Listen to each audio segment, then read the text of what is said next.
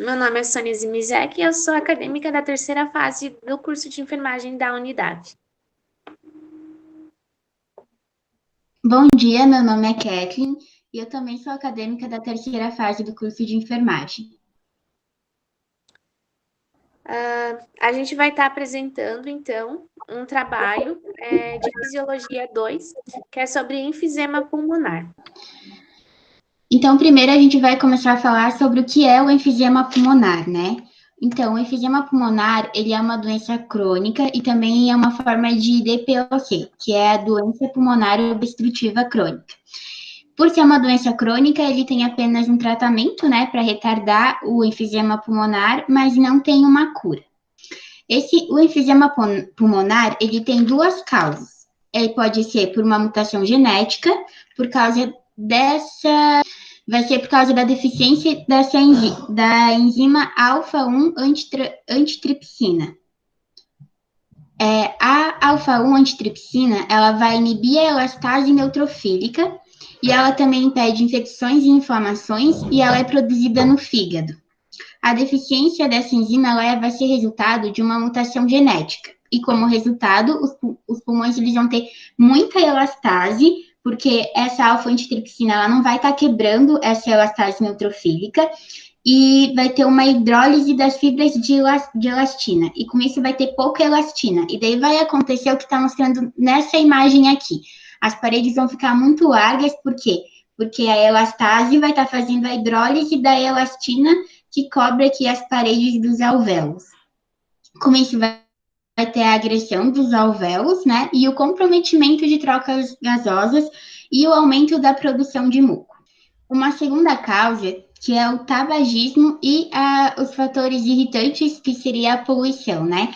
Então, no tabagismo, o cigarro, a nicotina presente no cigarro, né? Ela vai acabar lesando também o tecido que reveste grande parte do sistema respiratório, que é o epitélio ciliar pseudoestratificado.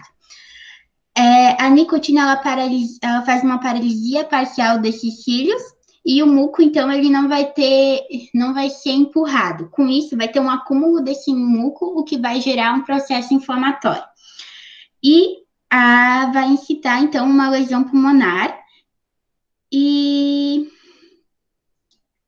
aqui, nesse caso, a gente vai ter os neutrófilos, os macrófagos, que vão sofrer aí uma disfunção quando expostos à fumaça do cigarro. Vai ocorrer o aumento, então, de células inflamatórias no pulmão, o que vai resultar no aumento da liberação de elastase e, consequentemente, na redução da atividade da alfa-antitripsina e na diminuição de elastina, porque como não vai ter essa alfa-antitripsina e vai ter muita elastase, a elastase vai fazer de novo aquele processo de fazer a hidrólise, né, da elastina. E com isso vai acontecer o que está aqui nessa imagem, que com a substância do cigarro ali gerando o processo inflamatório, né, as paredes alveolares vão começar a diminuir e vai acontecer como está aqui nesse pulmão aqui todo escurinho. Então, a fisiopatologia do enfisema pulmonar. O enfisema pulmonar, então, ele é uma dilatação anormal, ele é permanente do acino e com destruição das paredes alveolares. A principal característica dessa doença vai ser a limitação do fluxo de ar causada pela falta de recuo elástico nos pulmões.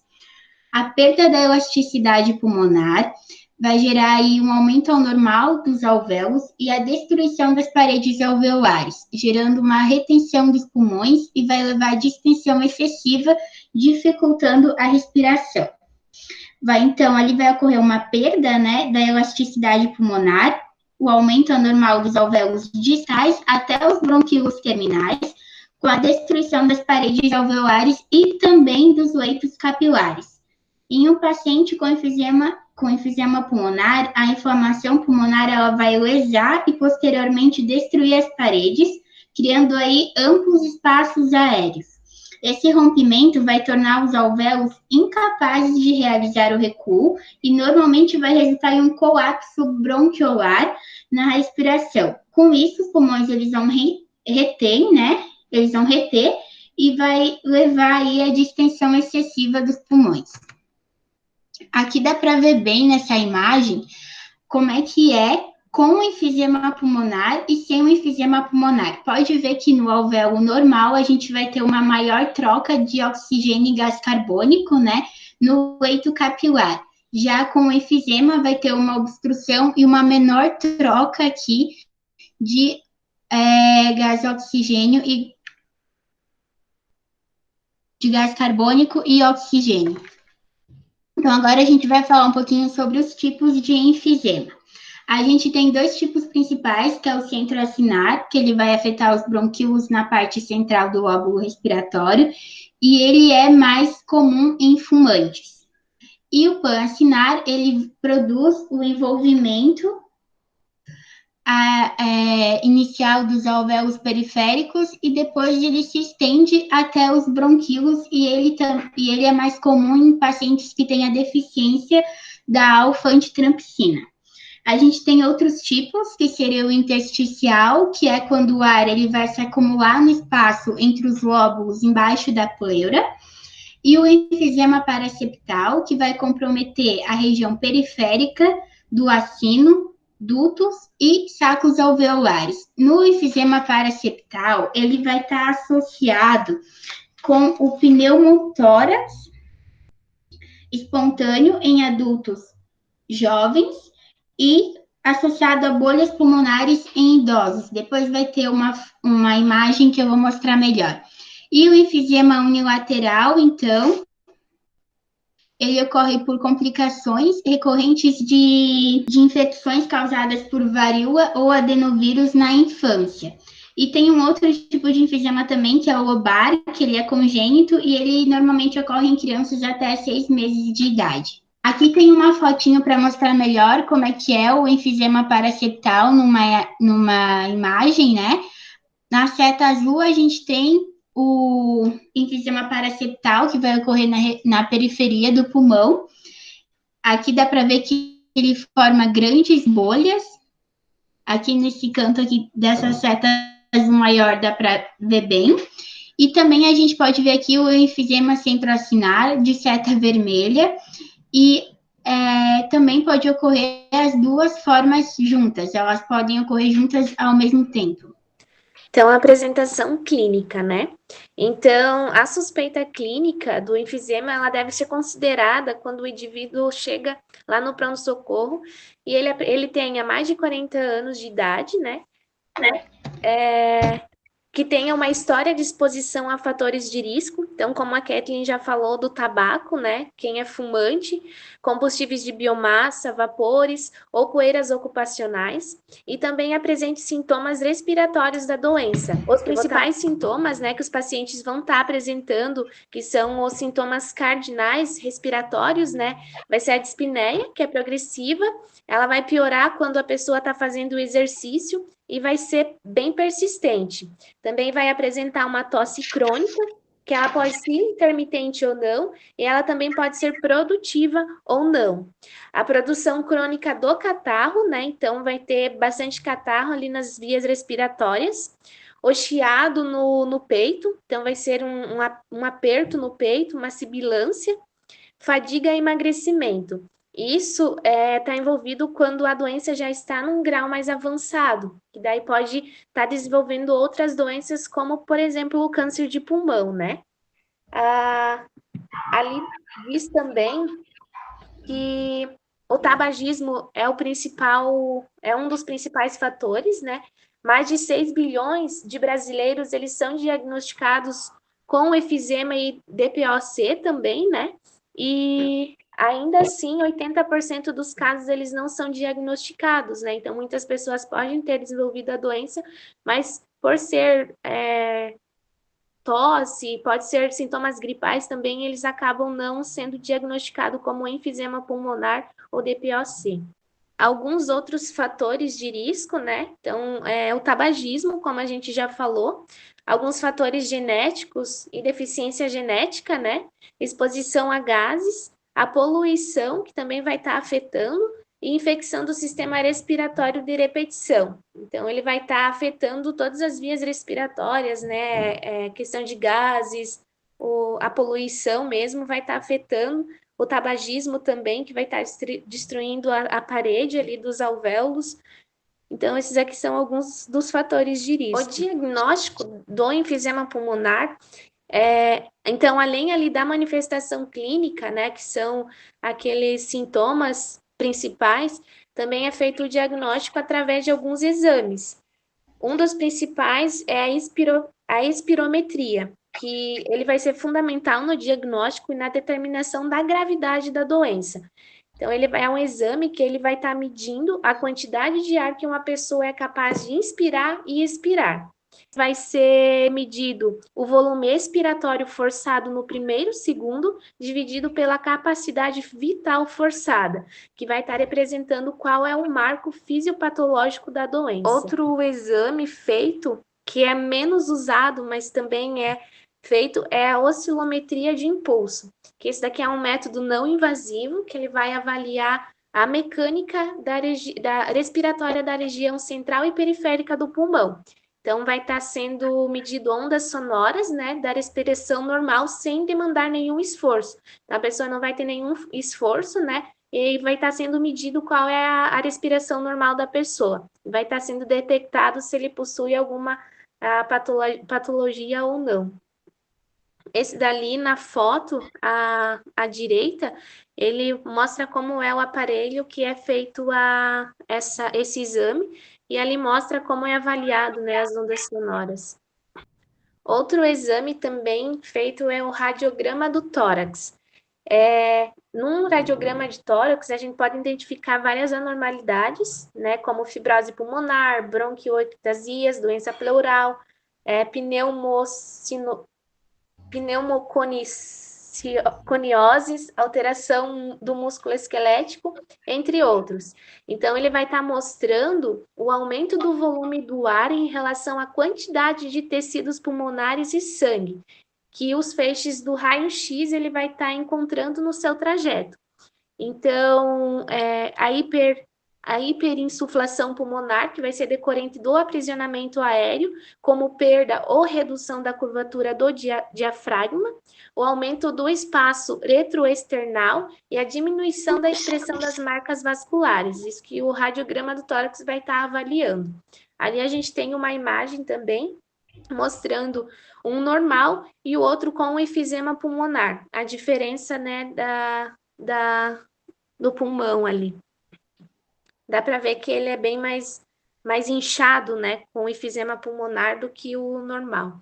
Outra forma de estar diagnosticando o enfisema pulmonar é através da tomografia do tórax. Vai ser um mapeamento da resposta paramétrica, e também é conhecida como PRM, né? Ela é capaz de diferenciar entre os vários tipos de enfisema em pacientes com doença leve ou moderada. E ele é obtido imagens de inspiração e a expiração do paciente. Então, ela vai estar calculando a quantidade de enfisema e aprisionamento aéreo no enfisematoso. E a tomografia ali do tórax, ela tem um valor muito especial. Então, ela vai estar demonstrando a extensão de acometimento do parênquima através da avaliação da presença em maior ou menor grau do enfisema pulmonar. Então, ali a gente também tem uma imagem de uma tomografia, né, de um paciente com enfisema pulmonar.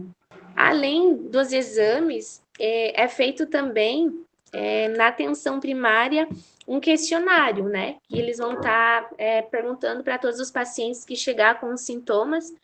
As questões elas vão envolver idade, índice de massa corporal, se sofre tosse, se tem a tosse bem acompanhada de escarro, se apresenta falta de ar quando está fazendo alguma atividade física ou mesmo quando está fazendo algum movimento, e também se é bastante avaliado se essa pessoa já tem algum histórico familiar de doenças respiratórias, né? Então, isso é uma forma de estar identificando pessoas que possam estar tendo essa doença ali na atenção primária, quando a pessoa chega ao pronto-socorro, quando a pessoa chega em uma UBS, que é uma forma de estar identificando mais casos. Eu vou falar um pouquinho sobre o tratamento do enfisema pulmonar. Os principais objetivos do tratamento vai ser tratar as vias aéreas obstruídas, retardar a evolução do processo patológico e proporcionar aí uma melhor qualidade de vida para o paciente, também prevenir, né, e tratar, fazer uma prevenção com esse paciente, tratamento imediato de infecções com uso de antibióticos, corticosteroides e broncodilatadores. Quando a gente fala de infecções, a gente pode estar falando também de pneumonias, que são infecções recorrentes, né, no inverno, que vai estar piorando a situação desse paciente. Também controlar as secreções, né, fazendo hidratação, nebulização e uso de broncodilatadores. Então, a gente tem o tratamento cirúrgico, que a gente tem a RCVP, que é a cirurgia de redução de volume pulmonar. Ela vai fazer uma remoção seletiva das regiões mais afetadas e ela vai aumentar o recuo elástico do pulmão e o funcionamento dos músculos respiratórios, melhorando, então, a relação ventilação-perfusão e também diminuindo, assim, os efeitos da hiperinsuflação pulmonar. Porém, ela não é considerada o tratamento principal, principalmente em casos graves do enfisema, porque ela tem várias reações aí e várias contraindicações. Uma outra opção seria o transplante de pulmão, mas daí o paciente já estaria, no caso, aí bem avançado de enfisema pulmonar, e também o tratamento endoscópico, que seria o uso de válvulas introduzidas através de um broncoscópico, que vai reduzir o volume do pulmão. Essa válvula pode ser, então, introduzida via oral ou nasal. A vacina, ali quando ela é citada no tratamento, seria principalmente a vacina da gripe, né, para estar prevenindo o paciente de estar sofrendo gripes, principalmente no período de inverno, que vai estar piorando a sua situação como paciente enfisematoso. Aqui eu vou estar mostrando para vocês o tratamento com o uso do broncoscópico, né? Dá para ver bem ali como é que vai funcionar um pulmão doente. Então, ele vai entrar, ele vai colocar uma válvula lá bem perto onde tem a região lesada. Então, antes do procedimento, o paciente ele vai receber uma anestesia tópica com auxílio de um broncoscópico. O médico, então, ele vai colocar as válvulas. Normalmente são colocadas 3 válvulas nos brônquios do pulmão afetado. Ali dá para ver como é que é a válvula. Então, essa válvula vai se abrir e vai ocupar o seu lugar. E quando o paciente inspira, a válvula fecha. Ela vai redirecionar o ar para outras áreas do pulmão. Ao expirar, o dispositivo ele vai se abrir, permitindo que o ar saia da parte do doente. Então, esse direcionamento, ele é unidirecional. Então, não vai se permitir entrar ar, apenas sair. E ele está sendo aí uma inovação para enfisematoso, né? E está sendo só que para realizar, o paciente vai ter que passar por uma avaliação clínica e tem algumas contraindicações aí para esse tratamento. Qual é a consequência, né? Digamos, algum efeito adverso que pode estar recorrendo desse tratamento seria o pneumotórax, né? Que pode ser aí uma complicação desse procedimento. Um outro tratamento que está sendo estudado ainda, ele não é bem comprovado ainda a sua eficácia, seria a reposição da alfa-1 antitripsina, principalmente para os pacientes que têm a deficiência genética dessa substância, até porque normalmente o paciente que tem a deficiência da alfa-1 antitripsina, ele também vai ter doenças hepáticas, né? Então, a alfa-antitripsina, ela também causa, a sua deficiência também pode ocorrer danos em outros lugares além do pulmão. O tratamento ele seria uma infusão intravenosa de concentrados da proteína purificados a partir do plasma humano. Ela ainda não teve a sua eficácia totalmente comprovada, como eu já falei, mas existem também critérios, né, para o paciente poder fazer o uso dessa medicação. Ele tem que estar em abstinência por 6 meses, então ele não pode estar fumando ele não pode ser fumante, ele vai ter que ficar 6 meses sem fumar. Idade também tem que ter acima de 18 anos, entre outros fatores. Então, é olhado um todo do paciente. Também tem um alto custo desse tratamento e o período também. Demora em torno de 4 horas quando o paciente é feito, né, o acesso intravenoso, preparado a medicação e até o término da infusão aí vai estar levando 4 horas, o que pode ser muito tempo para o paciente acaba ficando esgotado, cansado, né? E qual que é o objetivo, né? É aumentar os níveis séricos da alfa-1 antitripsina. Então, aí é um tratamento novo que está entrando, tem alguns artigos sobre ele, né? Mas ainda não teve a sua eficácia totalmente comprovada. De uma parte agora a gente vai falar, né? Que tem tudo a ver com o que a gente está estudando, que são os cuidados de enfermagem. Então, os objetivos dos cuidados de enfermagem vai ser melhorar a qualidade de vida desse paciente, né? E proporcionar assim, o máximo de conforto que conseguir para esse paciente. O que a enfermagem pode estar fazendo, né? Verificar se ele tem cianose, como é que anda a sua respiração, avaliar o seu padrão respiratório, verificar a sua resposta motora e verbal, se necessário, monitorar e instalar a oxigenoterapia, observar os aspectos da secreção desse paciente, né? Treinar a respiração diafragmática, fazer exercício respiratório com esse paciente e também fazer ele se adaptar com sua nova condição respiratória quando vai realizar suas atividades do dia a dia. Porque o paciente efisematoso, principalmente se ele for idoso, ele fica muito cansado. Ele cansa simplesmente de ter que levantar da cama para ir para o banheiro. Ele sente dificuldade de respirar. A cada movimento que ele faz que exige um maior esforço, vai aumentar a dificuldade respiratória dele.